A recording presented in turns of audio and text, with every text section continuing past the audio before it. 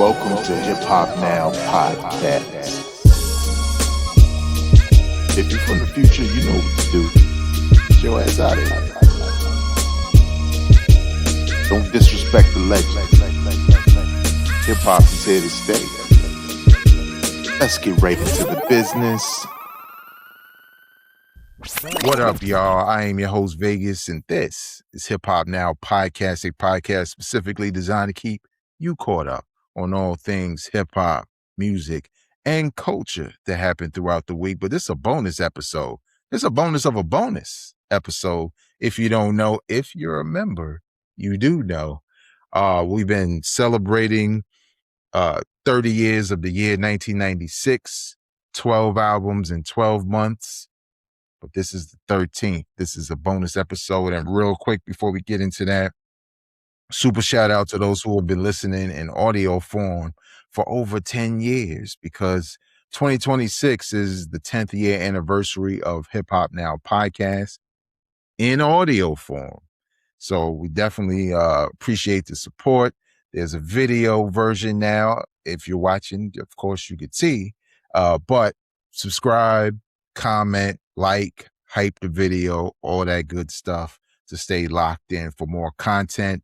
But become a member to get exclusive access to bonus episodes, emojis. Some of them are me. It's cool. And other types of content and some insight into the production and some pitching of ideas. If you got great ideas, members get that exclusive access. And if you're wondering, well, why I got to pay? Well, you're not paying. You don't have to pay. The thing is all the proceeds I've ever received for this podcast go right back into the podcast. So whether that's production or that's advertisement, right?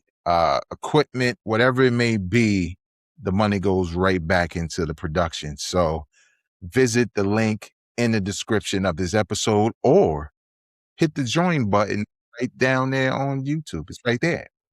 So you saw the cover. You know what we're here to talk about. The year is 1996. And with every episode, I bring on a guest to help talk about an album, celebrate an album. And today, my special guest is Whole Millions Talk right here on YouTube, but also my older brother. What's up, man? Well, doing good. How about you, Vegas? What is good in the hood? Chilling, man. Chilling. Can't complain. And also, I have a lot to say about this album. A lot to say about this album. So we can get right into it. And honestly, for those who are listening or watching, 1996 was a very big year for hip hop. A number of dope albums, classics, a lot of the legendary rappers in their prime putting out heat. But in 1996, also, March to be exact, March 26, 1996, Busta Rhymes put out his debut solo album on Elektra Entertainment back in the days. During this, climate of dope hip-hop albums in 1996. So let me start with you first. Before The Comin' dropped, which, I don't know if I said it to those who are watching, the name of the album is The Comin'. But before this album dropped, what were your thoughts on Busta Rhymes? We know he came on the scene as a part of the group Leaders of the New School. Were you a fan of the group, and what were your thoughts of Busta within that group? I was a fan of the group Leaders of the New School, but I did recognize that Busta was outshining every member. His energy was just electrifying within the whole group. It was like he forced the other members to step their game up because of his energy. And I think that boded some jealousy within the group, mainly Charlie Brown. And it's out there already. Yeah, it was just saying what's already been known. And then that caused the group to disband. Well, basically they fired him, but he kept it going on because he had some great exclusives with other artists. So he was like a feature on other joints. And that's when I Right. really started to get into him as a solo artist.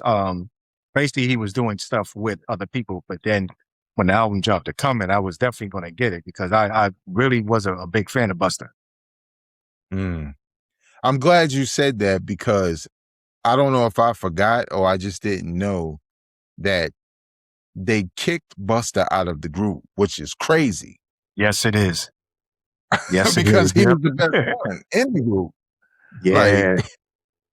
you don't kick the best member out. And I don't really remember the backstory and all of that, but that was definitely interesting. For me, I'm kind of like you. I saw a Case of the PTA video, Mm-hmm. and I already thought the beat was dope, and the video was really dope for its time.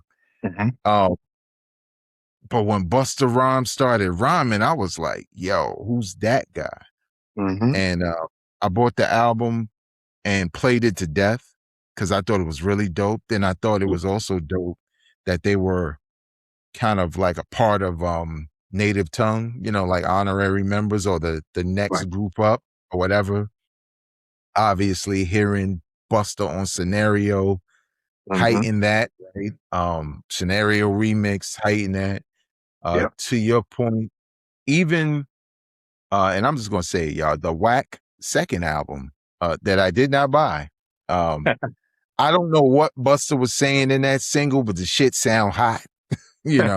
Skip to Malou, yes, blah, blah, blah, blah. Leaders of the new. I was just like, I don't know what Yeah. he's saying, but it's hot.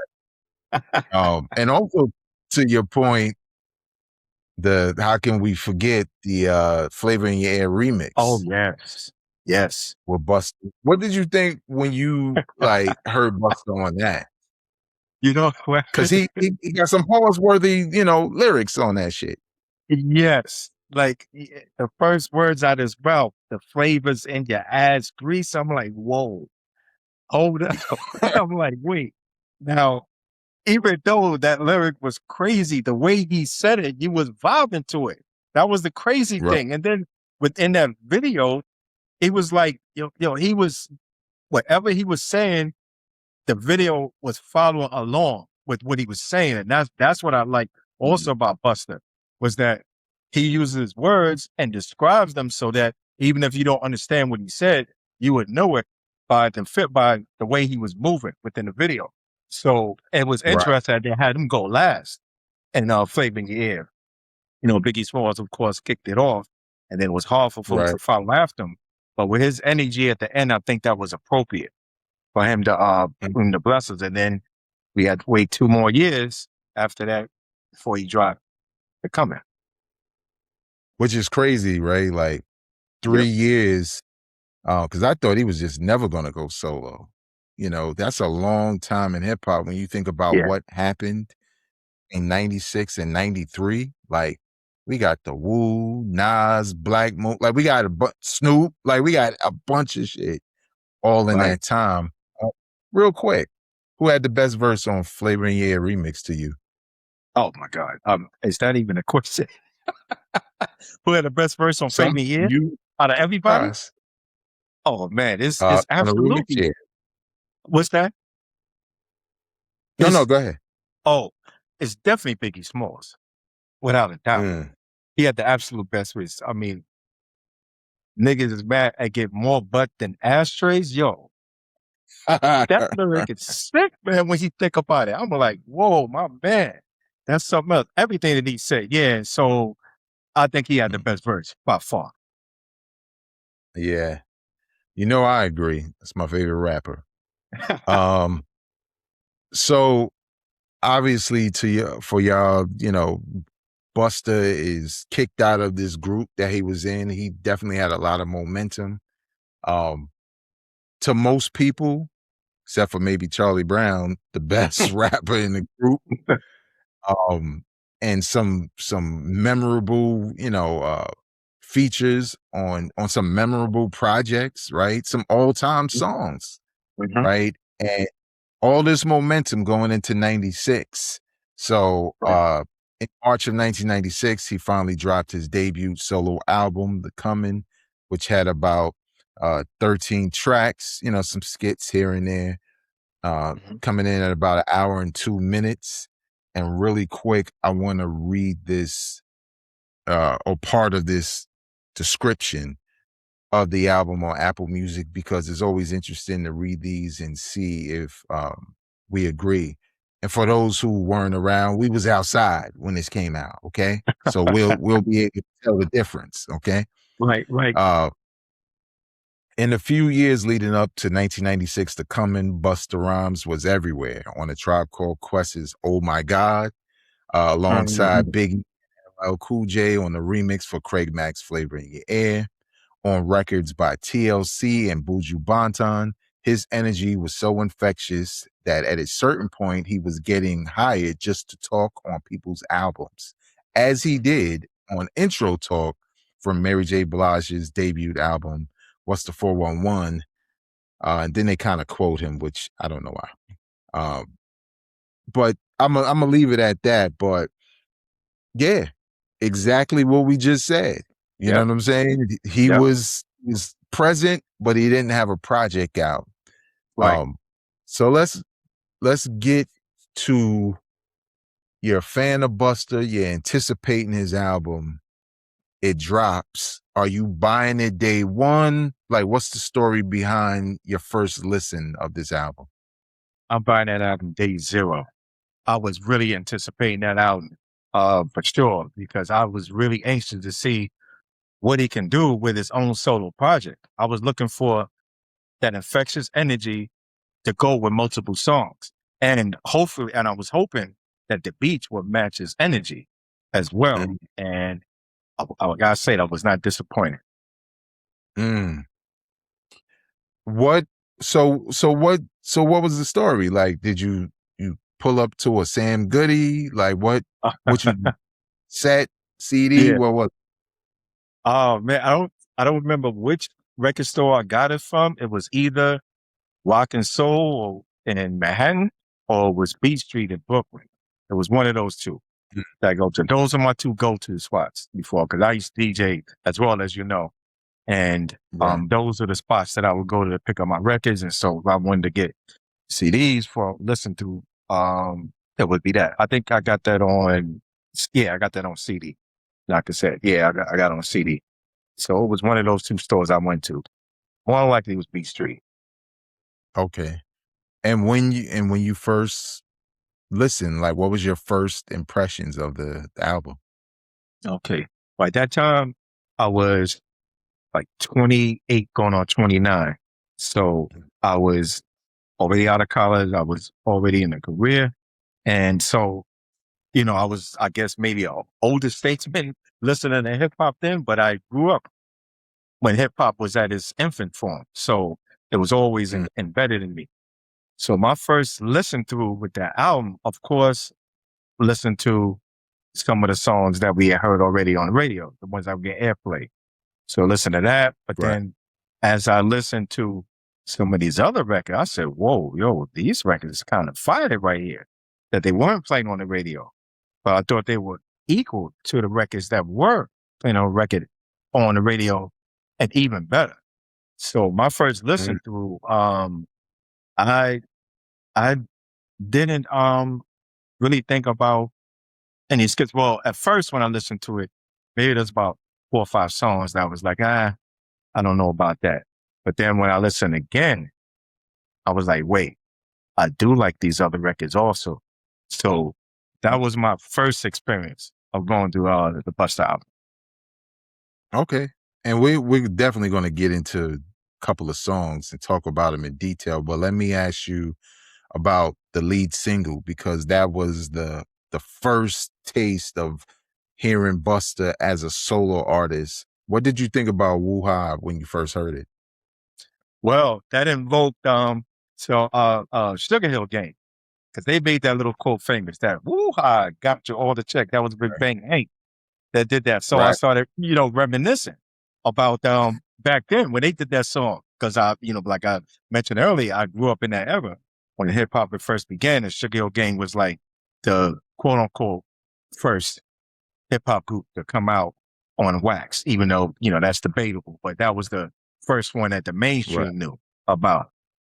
So I would thought that was interesting that he would use that quote and stuff. And that record was real infectious. I remember when Mm. I was in Atlanta at the time, and I was there for this convention, and somebody was playing on the street.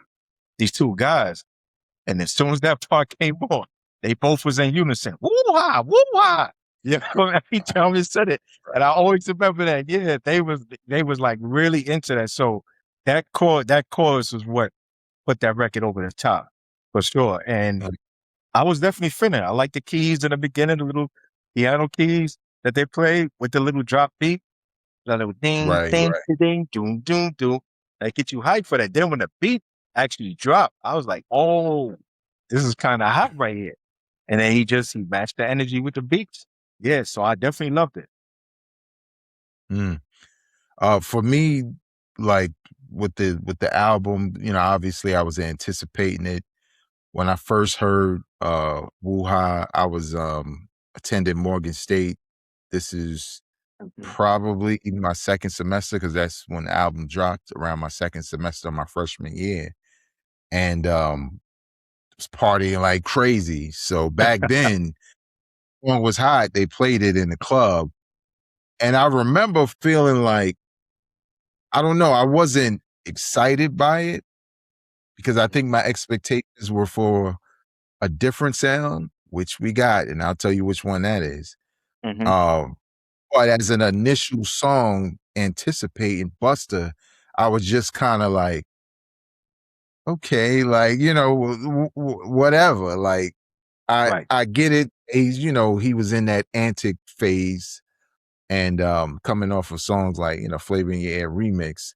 Mhm. But I was so on it. And like you said, like when I heard it within the context of the album, I think that made me like it a little bit better. And I don't think I got it day one. And for those who are wondering, like, yo, you ain't get it day one, nigga, I was broke. Like, what? I don't know you rich hip hop heads who bought every single album every time it dropped. Right, Sometimes I right. wanted something real bag, you know what I'm saying? Yeah, yeah, I do know what Sometimes I you're saying, unfortunately. Yep. right. Sometimes Yep. when I heard that 5-figure discount, I was about to be like, I'm about to have it. Like, but Right, right. I had to wait. But then when we eventually got it, shout out to Jay, like, we was playing that joint in the dorm room and just kind of like, and a couple of other friends and just kind of vibing to it. Mhm. Um, so, I liked it, but we can get into the details right now. So Yeah. when you first heard the intro slash song, The Coming, uh, was it like everything you thought? Were you locked in early? What were your thoughts about that intro slash song, The Coming? Yeah, I thought it was interesting that it seemed like he was stuck on the year 2000 and coming, Mm, and he was like stuck on like I guess he was playing on people's emotions that in 2000 everything was going to end, the world was going to collapse, because that was like a big thing, as you know, at that time. Remember, people were stocking up on canned goods, water, and all this other stuff. okay. So what's that? Yeah. Yeah. Y2K. Yes. Yes. So Mm, it was like he was preparing people for the end. And then it was interesting, the albums that followed, he followed suit. Extinction Level Event, When Disaster Strikes. So everything. So this was the beginning of him talking about because he says in the album, there's only 5 years left. He says in a couple of records. So I thought that yeah. was interesting. Like I didn't really put too much focus on it at that time. I thought about it later on, but I thought that was interesting that he would begin like that with this album. But then, of course, then when the next record dropped, I was like, oh, okay, here we go. This is the bus I was waiting on. So that's what I was thinking Mm. about. I'm not gonna lie. When I first heard the intro, The Coming, I was like, "What is this?" Because I guess the cover threw me off. Mhm.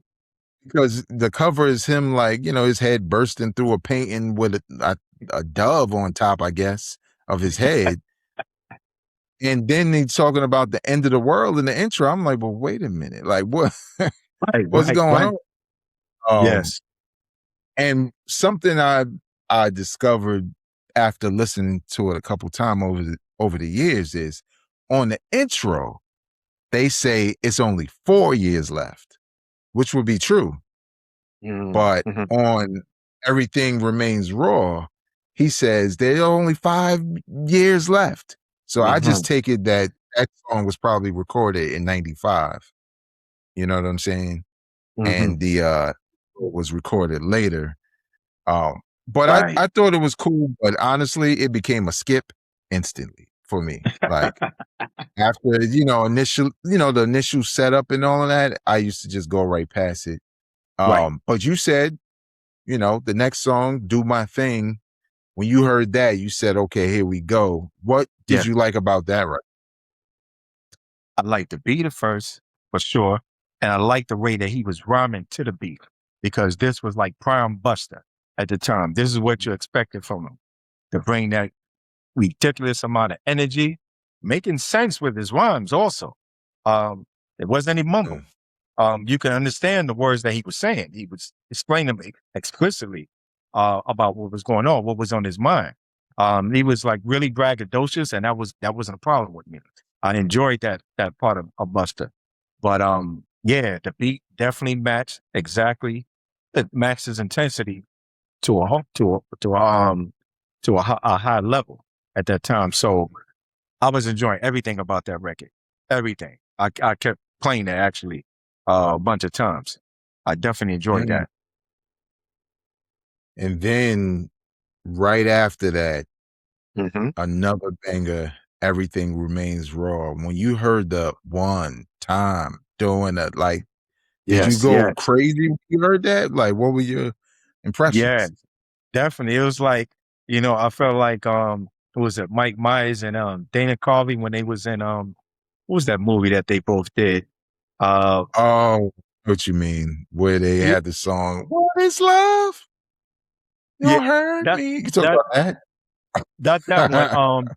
The what? Oh man, what is that? I can't remember the movie, but they was bobbing their head like this, and they was going crazy. It was like I was feeling like that listening to that Oh, record. you talking about Yeah, Wayne's World.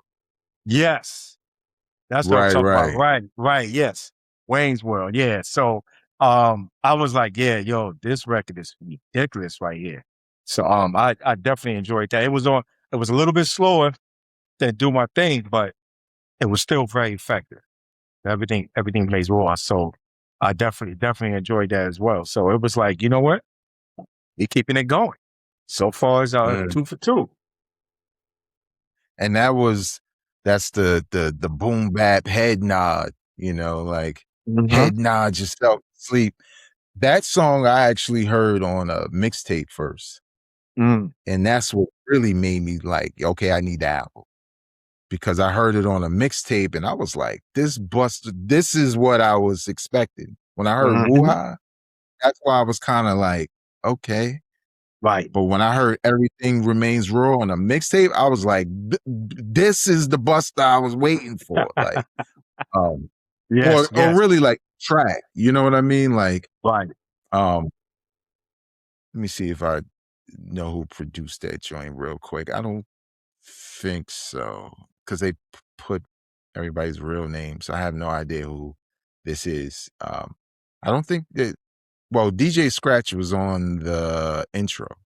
So I think he did the intro. Mhm. But definitely a dope record. Yeah. Let's get into the next record, Mm. Abandoned Ship, featuring Rampage, the Last Boy Scout. When you heard that joint, um, what did you think about it? And did you like Rampage from the Flavor in Your Air remix and thought it was dope to hear them on here? This is my favorite record on this album. This is Okay. my favorite. I love the wordplay between him and Rampage. Both of them competing, going back and forth, rhyming. Both of their rhyme skills was impeccable to me. They work well together, going back and forth. I love the beats and I love what they were saying, both of them. Rampage, yes, I do remember him from Flavor in the Air remix, and I enjoyed him on there too. Well, as you know, you know me, I've been a fan of Rampage when a lot of other people were not. I'm probably one of the few people that actually love his album and that he dropped, Last Boy Scout.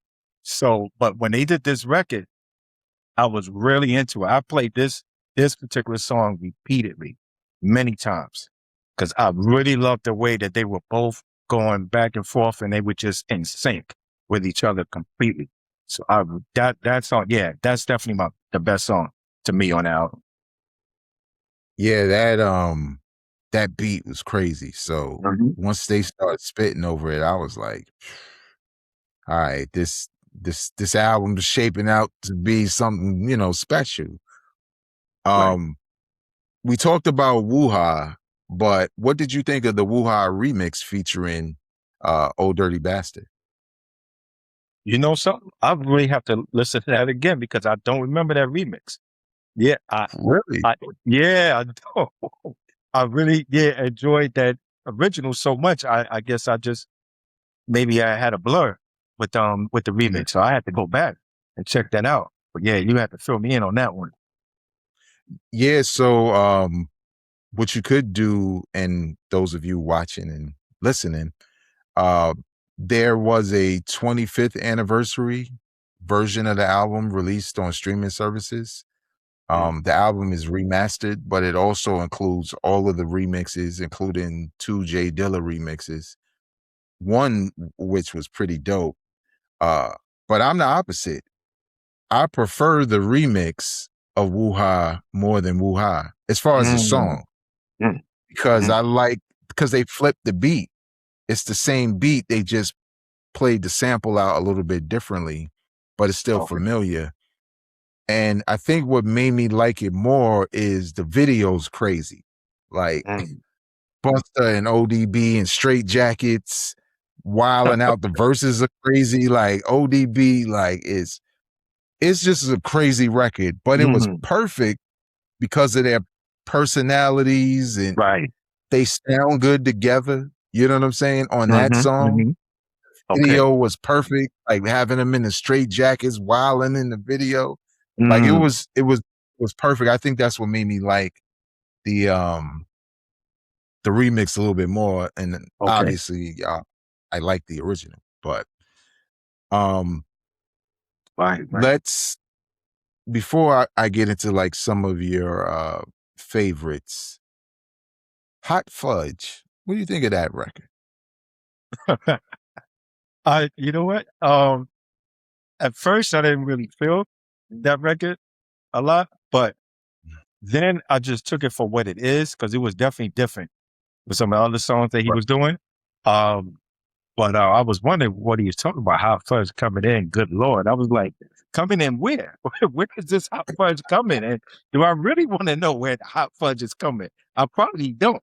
Yeah, but, you know, after I got over that part, and then I just listened to like the rest of the song and got into the beat, just took it for what it was. I was like, you know what? This record is not bad. It's okay. It wasn't on my top favorites, but I got into it okay.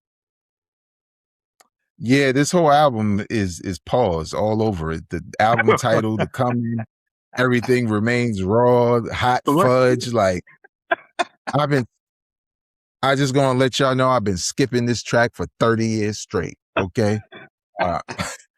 Because I felt like you know, you in the Busta, you know he's dope and the beat's not bad.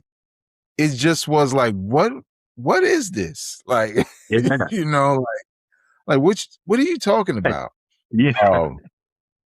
So yeah, it was just interesting because just recently, and we'll talk about this a little bit later, when I was listening, me and my wife Mary was staring at the screen in the car when this was on, and I was like, what the fuck is this? Like I forgot. Like and Mary just skipped it, like, yeah, let's just turn that off because what is this? Now the next track featuring Q-Tip, Ill Mm-hmm. Vibe, and Mm-hmm. Tribe Called Quest, favorite group. What did you think Yes. about that song? That was primo Q-Tip with the production right there. It was just like he did with One Love. It was on that vibe. Um, I guess that was the ill vibe. Yeah. But You yeah, got the that Ill Vibe. Tip. yes. Yes, he did. Yeah. And both of them going back and forth with the rhyming too was great, but everything was perfect about that record. Everything. The beat drop, the way the Buster was rhyming on us. Come on, you don't feeling these? Yeah, I was feeling that record too. I was definitely feeling that. That was like a close second to Abandon Ship to me. That particular record. But I we'll love get everything into about it. top five. Yes, yes. Um, yeah, I agree with you. Busta and Q-Tip work well together, right? Scenario remix, Yes. like Q-Tip throws the lob, Busta catches it and dunks it, Mm-hmm. and Ill Vibe was so ill. And like you said with the beat, it was what you remember from Tribe, but it was ill enough for Q-Tip and Busta to kind of get busy on. Right. So yeah, it's one of the dope ones. Uh, but for those people who don't know, and maybe you discovered him later, uh, maybe you one of them fake fan ass niggas who, you know everything about Jay Dilla. I didn't know Jay Yeah. Dilla produced 2 tracks on Busta's debut album, Mm-hmm. Still Shining, Keep It Moving. Um, Mm-hmm. Still Shining though is quintessential Dilla beat. Mm-hmm. Not even I don't even say offbeat anymore, because if you know enough about Dilla, he created a new way to listen to rhythm. So Mm-hmm. it's off in terms of how we are typically listening to rhythm on a 1 and 2 or whatever. But it's so ill matched up with Busta's Yes. off and on flow. Right. What do you think about Still Shining as a record? The record was phenomenal. It's everything the way you describe it was perfect.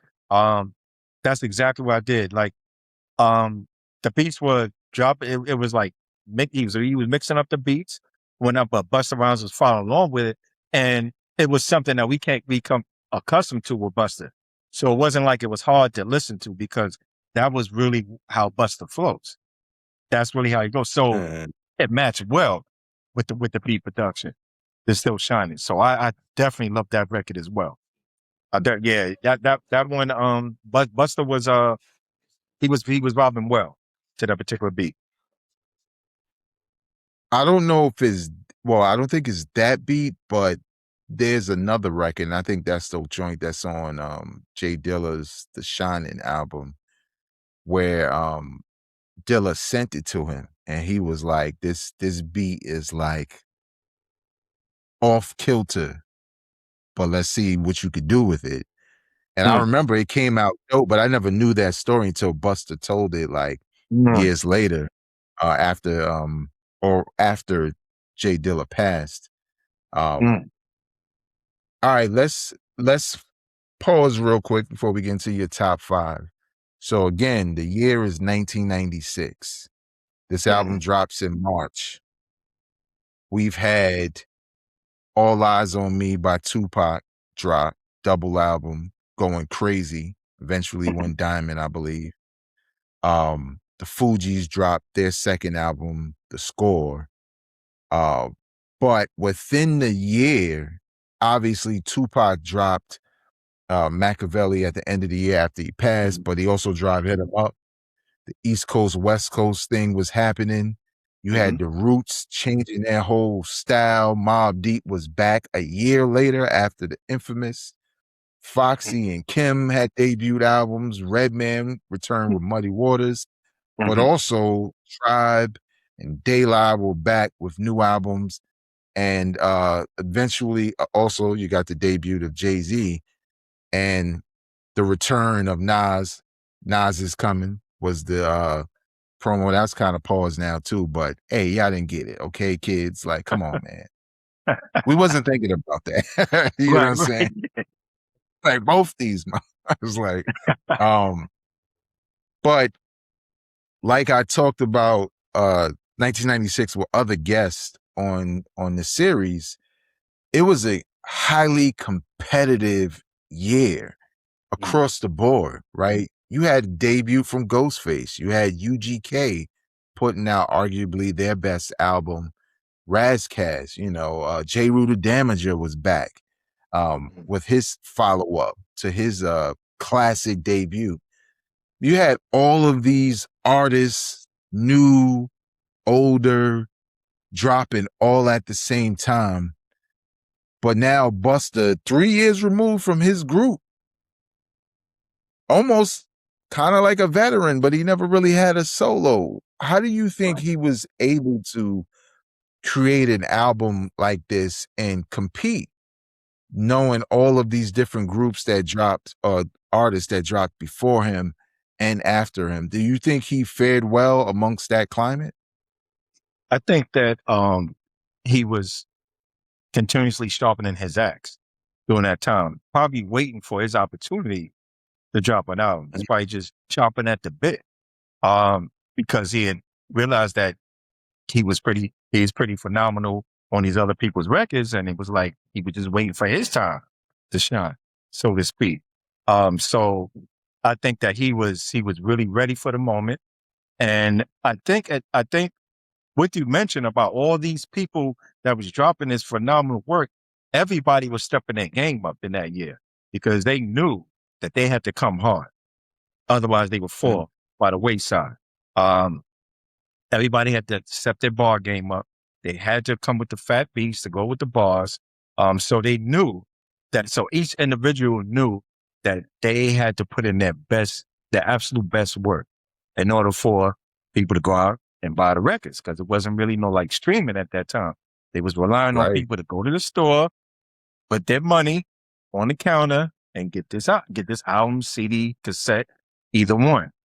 So I think that he was definitely ready and up to the task of matching the energy with these other individuals. Yeah, well said. And I think Busta also had the benefit of being uniquely him, right? Like nobody sounded like anybody, but he was very different from his counterparts. And he was more like an album, like if you love Busta, but you also love Nas, you didn't mind buying those two because of the simple fact of Busta's not going to sound anything like Nas. You know what I'm saying? So it's not like they cancel each other out. You're getting a very different album, a very different flow, even production wise. You know what I'm saying? It's a very different album. So let me ask you this. What are your top 5 records from this album? You mentioned 2, but you can go through them again. Definitely Bantamship, Still Shining, Ill Vibe. You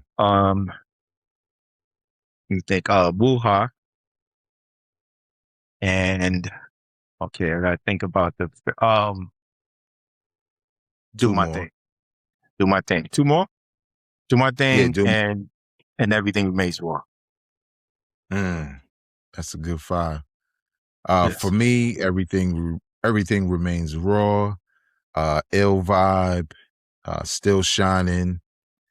I love Flip Mode Squad meets Def Squad, because I was a big Redman fan at the time. So hearing Red and Keith Murray and Jamal rapping next to Rampage and Busta, I think that's Lord Have Mercy at the end. Trash. Yeah, it was completely garbage. Oh my God. And when you mentioned that song, it was like, Flip Mode Squad meeting Def Squad. That was a wonderful combination. Both of them feeding off each other. And I remember, like, at that time, Splish Star had like this high pitched voice, and it was really annoying. On that na na na na na, I was like, why is he doing that? But he improved. But then he improved. Right. it became kind of nice. So I'm like, okay. Not with this album, with later ones. But yeah, I was like, wow, that's something else. And those two had never left each other. Busta Rhymes and Spliff Star. They like Right. go hand in Still, hand. Yep. let me see. Did I say 5? Everything Remains Yeah. Raw. Hmm. Ill Vibe, Flip Mode Squad meets Def Squad, Yeah. Still Shining, Yeah. and Abandoned Ship. Yeah, those would Mm. be 5. Now, Yes. interestingly, because I wanted to double back, what did you think of It's a Party? You Because know we didn't what? say that. Yes, we did it. We did it. I enjoyed that record as well. Because it was interesting because Busta Rhymes was giving like a shout out to Johnny in the record and basically saying how to find him if you didn't know them because he mentioned the record. He said featuring on Hey Mr. Right. DJ. So and I was already into John A before that. So I knew about them, of course. I remember my daughter at the time was 2 and she was singing that record, their first record on Hey Mr. DJ. She was singing the chorus part. She didn't really know the words all that well, but she was doing her best. And she really got into it. So yeah, I like that combination. It's interesting to see that they were both on that chart because then later on, some years down the road, Busta Rhymes would be featured with one of the members of John A. and Shaq with Samuel Jackson. So That- I'm pretty sure that that union first began with them performing together on this track. yeah, because they had a But- video for it. Um, Mhm. I remember also, I wasn't the biggest fan of it. I didn't think it was whack. Right, Um, but I was also transitioning from my book bag to my shiny suit, right? right, Like shiny suit era didn't happen yet, right. but there were certain rappers I didn't want to make like party records. You know what I'm saying? Mhm. And Buster's just like, nah, man, you don't have to do this. Obviously, he made the party record of all party records on the next Oh, yes. album. Oh, yes. And to me, that was more of my speed than It's a Party. Right. It almost felt like it was a little dated for me at the time. And this again, I'm in college, y'all. I'm going to every party that pops up. Right. So that's kind of what my feelings were. But since this is the 30th year anniversary, and I don't know if there's going to be any kind of special stuff, this is dropping for members only during the Nice. actual anniversary. But the 25th anniversary, let me just go through the bonuses because I said the album had 13 tracks. The 25th anniversary has 36. Oh, whoa. Yeah, but it's a lot of instrumentals, but it's some interesting stuff on here. So after you get the outro, you get the Wooha Old Dirty Bastard version featuring Old Dirty Bastard, but the worldwide remix, that's the version that they made the video for. Mm. That's dope. But then you get 2 J Dilla mixes or remixes of the original Wooha. One called the JD Bounce remix. That's the one everybody knows and loves. And then there's another one, the JD Other Shit remix. And if you're saying Dilla, Dilla was JD before he was J Dilla, okay? It was JD, J Dilla, Dilla, right? Changed his name a couple times. It's a Party All-Star Remix featuring SWV. Mm. I don't think I've ever heard this. You know what I'm saying? Wow. I don't remember that. Then there's another It's a Party remix, the Uma Oh. remix Mm. featuring SWV. Now, like I know, that's probably Dilla also. I'm just saying, Right. I'm sorry. So honestly, if you want to check that out, it's available on streaming services. It's the 25th anniversary edition of the album. Hopefully there's a 30th, but I don't know what else they would do. It's remastered. I will say, listening to these songs, the remastered versions, oh, they sound better. Like, and the originals didn't sound bad. You know, these sound really good as far as how they were remastered. So I want to thank Whole Millions for joining me on this episode talking about the coming Busta's 1996 album. Drop your comments, your reviews, your favorite songs, top 5, whatever it is, in the comment section. But tell us really quickly about Whole Millions Talk. Yep. Well, I'd just like to say thank you very much for having me on this session. I appreciate that. Me sharing my views on this album, taking me back to my past, back in '96. With this album, with one of my favorite artists, Busta Rhymes. I would say that this album to me is a classic. I personally only skipped like 1 or 2 of the songs there.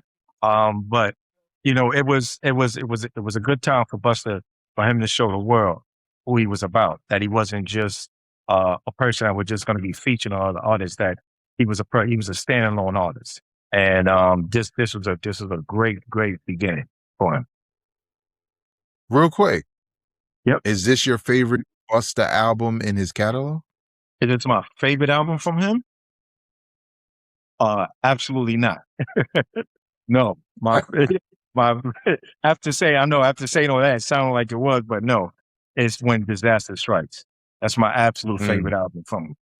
Absolute favorite. Right. Which was his sophomore. Yes. Tell us real quick about Whole Millions Talk. Oh, well, on my particular page, I focus on my Brooklyn Nets. You see, I'm wearing my Brooklyn Nets gear. Also representing for Busta, who's also from Brooklyn. Some people think he's from Long Island. He's not. But I focus on the Brooklyn Nets, even though we absolutely suck. I'm still a fan. But the season took over 16 years.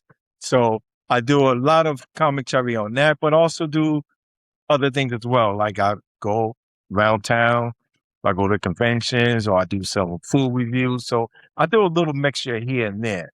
But basically, it's just me. It's just me having fun throughout my day. But the main focus is talking about the Brooklyn Nets. But obviously, definitely a strong hip hop head too.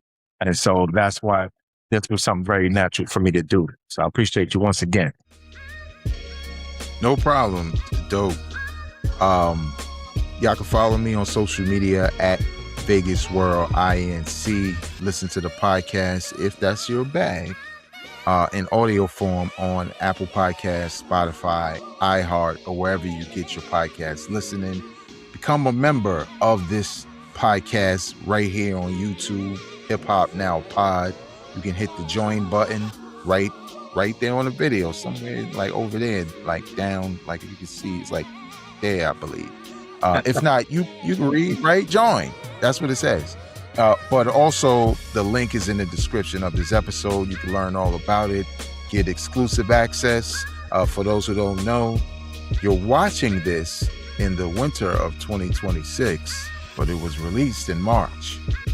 Exclusive to members, a bonus episode, along with any other bonus episode out there. Again, 1996, dope year. Busta Rhymes to coming. Check that album out if you've never heard it. It's worth your time, and it's a way for you to get insights into some of the things we mentioned about Busta at that point in time in his career and the music he chose to put out.